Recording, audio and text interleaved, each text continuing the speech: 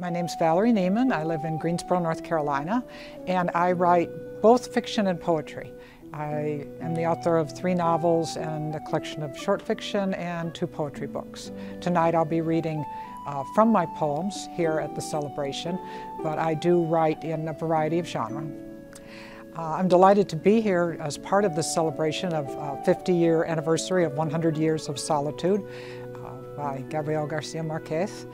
And it ties in, of course, with also the celebration of Cervantes, which I was fortunate enough to participate in last year, and that was a wonderful commemoration. So to carry this on from the old world to the new and from Spain to Latin America is a wonderful opportunity. I think as a writer, when we talk about where you pull your inspiration from, the first inspiration is always where you grew up and how you grew up.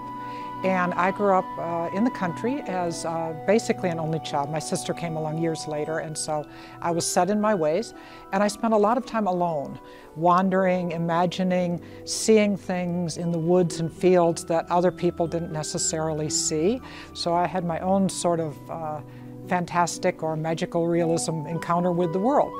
And that's where I draw from. A few years ago, I was corresponding with Fred Chappell, who's one of our great writers here in North Carolina and the world, and he was talking about my thematic thread in my work, and he said that I tend to be looking for things that are buried, lost, secret, cannot be any longer accessed. And I think that's true. I look back at many of my works, and one of the works I'm reading tonight is set in one of the painted caves of southwestern France, and reaching that thin place between the past and the present, and between the long past and the present, when you're in those deep places. So I think that's a thread throughout my writing. It appears in fiction, it appears in poetry. Not sure why, I didn't spend time in caves, but I'm drawn to the mysteries.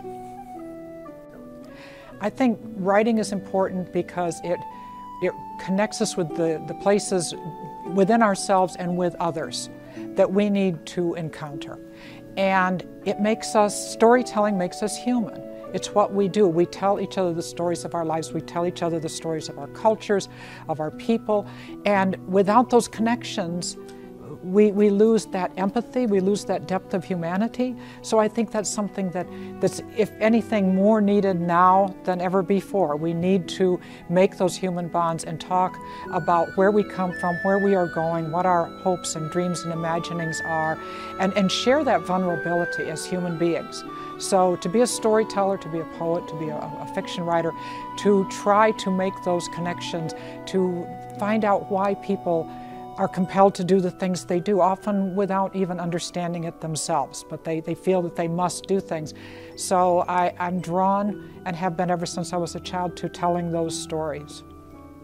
Well, I'd like to thank Rafael Osuba and also Michelle Shaw and all of the other organizers and people who are reading here tonight for pulling this together. The festival slogan, "I am Quixote," I think is absolutely true. There's Quixote inside us if we aren't afraid. Because to put yourself out there, to go and search, to be willing to be the fool is so difficult. We're so controlled. We're afraid of people thinking we are foolish, we're deluded, we're weak, and yet that's where strength can be. In the broken places is where you become stronger. And so I think that finding that Quixote in each of us, finding both the broken places and the dream and the willingness to go out into the world in search. I am a solo wanderer. I will say that. I go to places and I wander solo, and I've been in Scotland and France and here in the United States, and just walking and wandering and encountering people, and sometimes encountering great wonders. And what a marvelous thing to be able to do that. And that's what I hope I bring back to my writing, is that sense of wonder. And so for young writers in the audience, or new writers of whatever age, to go unafraid, you know, to pick up your sword and shield and be unafraid and go forth as Don Quixote did.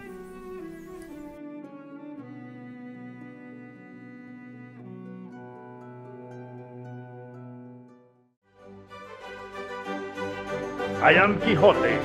Are you?